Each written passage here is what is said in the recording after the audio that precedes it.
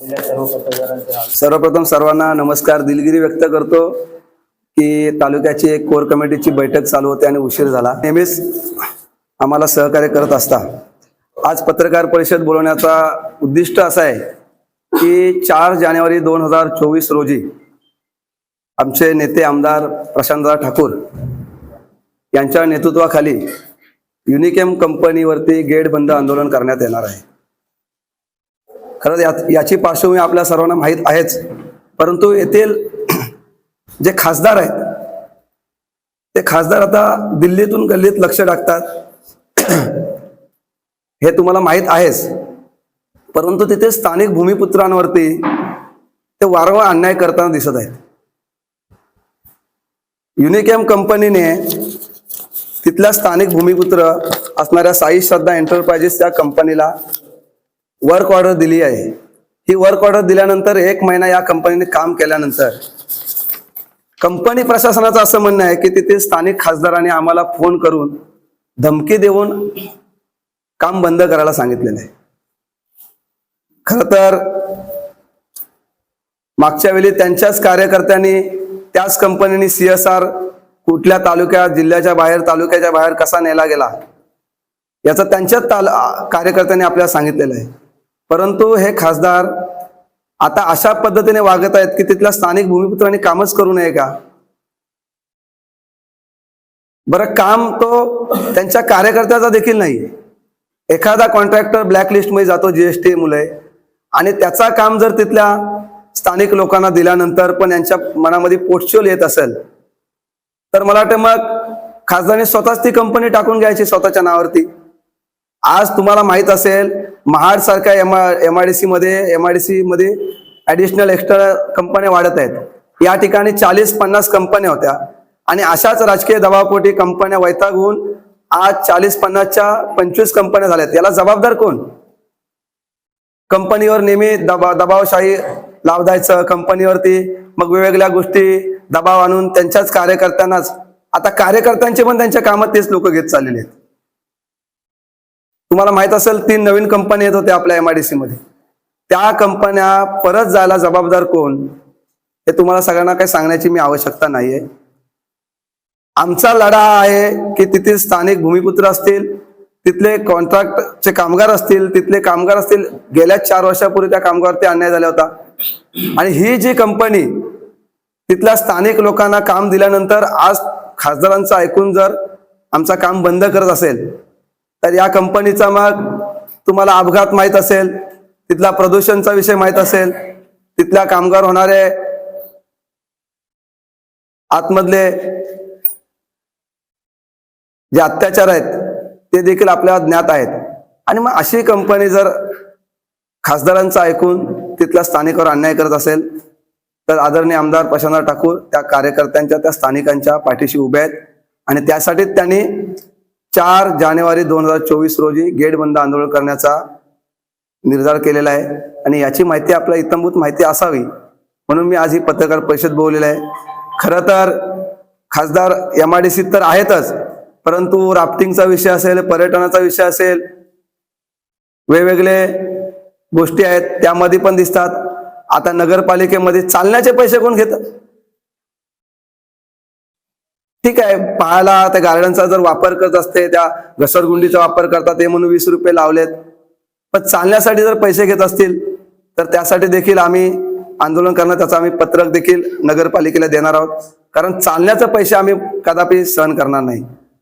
तत्कालीन मुख्यमंत्री फडणवीस साहेबांनी त्यावेळी तो निधी दिला होता आणि ते जो गार्डन झालेला आहे त्या ठिकाणी आता जर चालण्याचे पैसे घेत असतील तर मग यांना कुठून कुठून पैसे पाहिजे आणि किती पैसे पाहिजे? म्हणजे एखाद्या स्थानिक लोकांच्या पोटावर पाण्याचा, त्यांच्या कार्यकर्त्यांच्या पोटावर पाण्याचा. आज राफ्टिंगच्या माध्यमातून 200 कुटुंब त्यांनी उद्ध्वस्त केलेले आहेत. म्हणजे एखादा काम माहिती झाली की यात काय आहे. आता बिल्डिंग वगैरे सगळं वाढतायत, तुम्हाला सगळं माहित आहे, त्यामध्ये आम्ही खोलात जाणारच आहोत.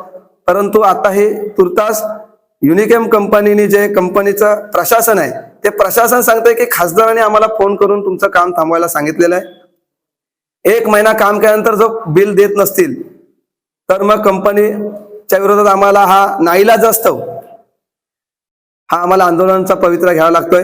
कंपन्या चालल्या पाहिजे, कंपन्या टिकल्या पाहिजे ह्या मताचे अगदी आमच्या वरिष्ठ नेतृत्वापासून ते खालपर्यंत नेतृत्व आहे. आम्ही कंपन्या नेहमीच सहकार्य करत आलो आहोत. परंतु जर एखाद्या खासदार असेल किंवा कोणी असेल त्याच्या दबावपोटी जर आमच्या कार्यकर्त्यांच्या आणि आमच्या स्थानिकांच्या पोटावर तुम्ही जात असाल तर आम्ही कदापि शांत बसणार नाही. ही भूमिका वरिष्ठ नेतृत्वाची आहे.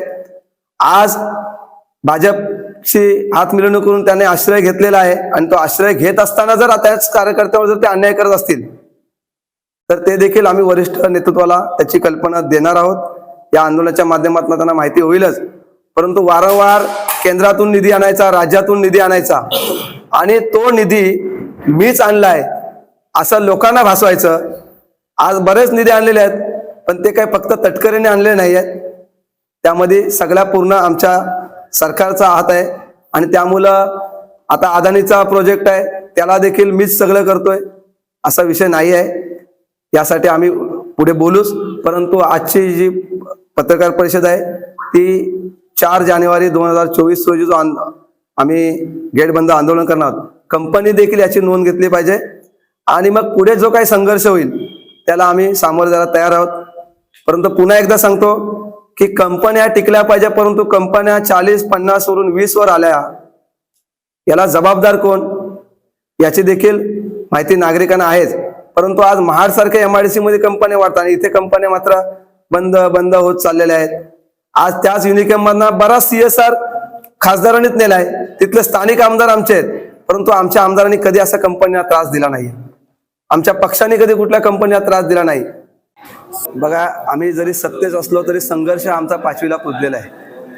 आम्ही एकदम छोट्या घरातून आलेल्या संघर्षातून आलेले कार्यकर्ते आहोत. आम्ही काही कुठल्या सोन्याच्या चमचा तोंडात घेऊन आलेले कार्यकर्ते नाही आहोत. त्यामुळे संघर्ष करणे हा आमचा कामच आहे. पण ज्यावेळी एका स्थानिक भूमिपुत्र छोटा कार्यकर्ता तिथे काम करत असतो आणि त्याचा काम बंद करण्यासाठी तिथे खासदार महोदयांचा फोन येतोय आणि तो फोन आल्यानंतर कंपनी देखील त्या खासदारांच्या त्या दबावाला घाबरते, याचा अर्थ खासदारांनी त्यांना धमकी तरी दिली काय?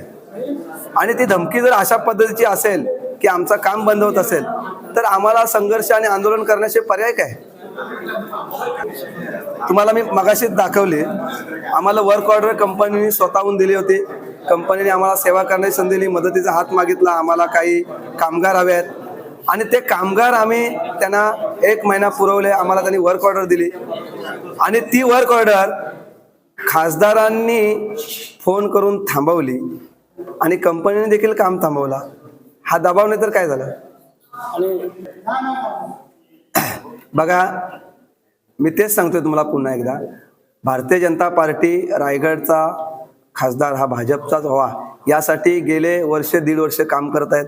तुम्ही केंद्रीय मंत्र्यांचे दौरे पाहिलेले आहेत.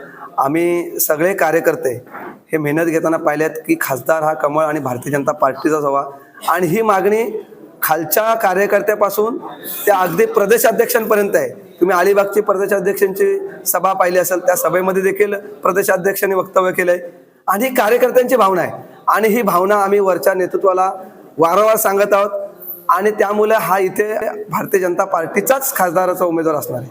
आक्षेप असा आहे की गेले अनेक वर्ष या MIDC मध्ये 40 ते 50 कंपन्या होत्या. या तटकरे साहेबांच्या दादागिरी दबावशाहीमुळे आज ह्या कंपन्या 20-25 झालेल्या आहेत. या ठिकाणी हम करे सो कायदा अशी प्रवृत्ती त्यांची आणि अशी धूर्त प्रवृत्तीमुळं आज MIDC विकोपाला चाललेले आहे आणि हे आता आम्हाला सहन होत नाहीये. स्थानिक असतील, भूमिपुत्र असतील, त्या तेथील समविचार विरोधातले लोक असतील, अशा लोकांना कामं मिळून द्यायचे आहेत, त्यांच्या लोकांना मुलाबाळांना नोकरी मिळून द्यायचे नाही, हे त्यांचं धोरण राहिलेलं आहे. यापुढे असं धोरण भारतीय जनता पार्टी अजिबात खपून घेणार नाही. त्याच्यामुळं आज जो मोर्चा आहे तो त्या कपटी प्रवृत्तीच्या विरोधात आहे आणि या कंपनीला तटकरे साहेबांनी धमकी देऊन काम बंद करायला सांगताय. याचा अर्थ कंपनी देखील यांना या धमक्यांना भूलतापांना भली पडते. त्यामुळे आता ही वेळ आलेली आहे की या प्रवृत्तीच्या विरोधात जशाच तसं उत्तर देऊन ही प्रवृत्ती ठेचण्याचं. दे धडक बेधडक वृत्त देणाऱ्या आपल्या शिवसत्ता टाइम्स न्यूज चॅनलला लाल बटन दाबून सबस्क्राईब करा आणि बेल आयकॉनला क्लिक करायला विसरू नका.